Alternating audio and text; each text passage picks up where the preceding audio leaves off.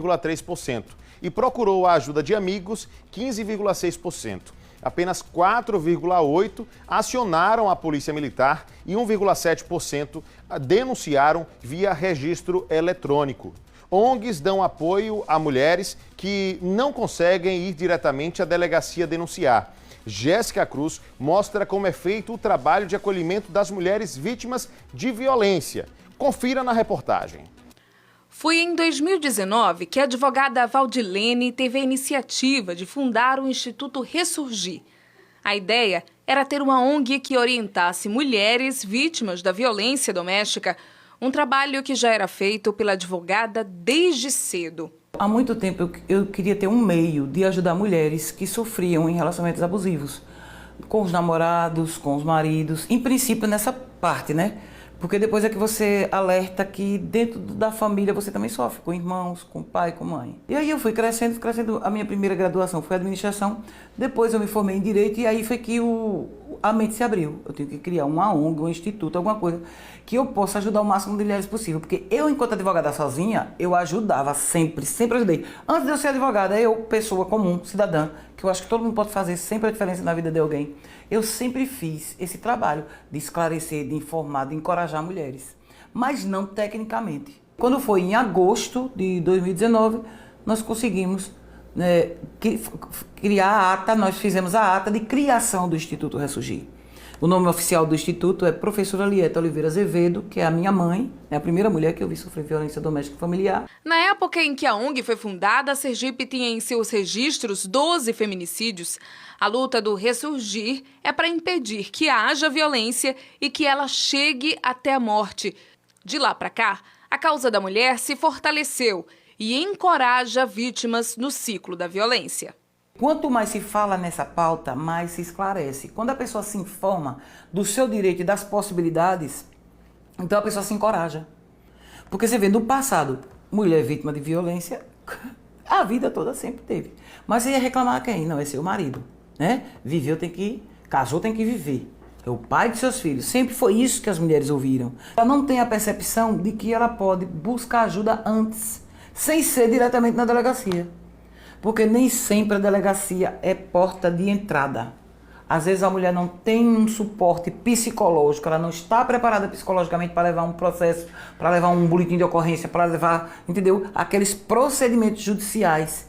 Então ela pode procurar o CREAS do município dela, ela pode procurar a Coordenadoria de Políticas Públicas para as Mulheres do município dela, ela pode procurar a Procuradoria da Mulher da Alese, né? Ela pode procurar as ONGs auxiliares, tipo a ONG Ágata, o Instituto Ressurgir, que são instituições que existem para conversar com essa mulher. Aqui no Instituto Ressurgir mesmo, o que é que a gente faz? A gente agenda o atendimento, pode ser presencial ou online, e a gente vê, de acordo com o caso, onde é que essa mulher pode procurar ajuda de imediato. Quando se fala em rede de apoio, é no sentido literal do termo. Alguém, um grupo de pessoas disposto a oferecer ajuda sempre que necessário. Parece fácil, mas não é. Não é sempre que uma vítima de violência doméstica tem alguém para lhe estender a mão. Infelizmente, essa rede de apoio, nem todas têm o luxo de ter, infelizmente. Eu digo que é um luxo porque, de fato, é um luxo, né? Muitas dessas mulheres, elas perdem o vínculo de emprego, né? O empregado fica com medo desse homem invadir, matar, né? E ele tem um problema jurídico, muitas das vezes, então essa mulher, ela perde o emprego. As amigas saem de perto dela porque ficam com medo desse agressor, né? Então a família sai de perto porque tem medo desse agressor, então ela fica isolada e sozinha, que é também uma das coisas que esse homem procura ter, né? Ele oprime essa mulher para deixá-la sozinha. Então essa mulher nem sempre dispõe dessa rede de apoio, né? Então, inclusive quando ela está em medida protetiva, né, às vezes ela é isolada ainda mais, porque ela é levada enquanto o homem está solto, né? Essa mulher às vezes ela tem que se privar de liberdade, de trabalhar, com medo de ser vitimada, de cair nas estatísticas, né, de feminicídio. Valéria sabe bem do que está falando. Foi vítima de violência doméstica e aprendeu na dor que a saída para tanto sofrimento da mulher era o amor e a empatia. Eu também sou filha de uma mulher que sofreu violência doméstica e a violência não estava próxima, estava dentro da minha casa, infelizmente, né? Então eu vivi nesse contexto e quando eu me dei por mim dessa violência que havia me acometido, eu percebi que se eu não parasse para refletir sobre ela, eu poderia reproduzir ela na minha própria vida. Então, a partir desse entendimento do que aconteceu comigo, eu abri os olhos que eu poderia, sim, fazer alguma coisa por outras mulheres, que assim como eu, vivenciou, né, que eu vivenciei, mas que vivenciam essa violência dentro dos seus lares. As aliadas de Valéria nesta luta são muitas mulheres, mas principalmente Thalita, que ajudou a fundar o Projeto Ágata.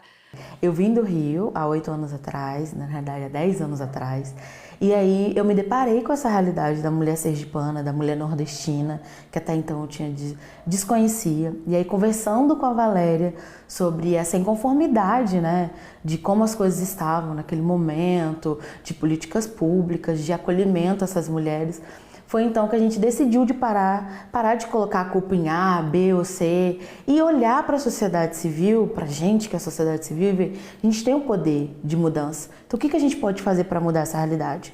Foi aí que a gente decidiu criar o Instituto Social Ágata. No Projeto Ágata, a mulher encontra abrigo, assistência psicológica, consultoria. Os frutos são muitos. Mulheres que conseguiram a independência psicológica e financeira. Ao longo desses 8 anos, nós temos cases de mulheres que aprenderam com 38 anos a escrever com a gente aqui. Foi uma alegria ver o caso da Josefa, de 38 anos, escrever seu nome pela primeira vez aqui com a gente. A gente teve outros casos de mulheres vítimas de violência doméstica que chegaram aqui abatidas, tristes e passaram pelo atendimento psicológico, conseguiram enxergar um novo caminho, uma nova perspectiva, né, de futuro. E até hoje nós temos mulheres que estão sendo atendidas e que quando ela chega, a gente tem essa preocupação de trazer esse acolhimento para ela e mostrar para ela que é só uma fase e que isso vai passar e que a gente está com ela para ela poder romper e escrever uma nova história. Olha, com a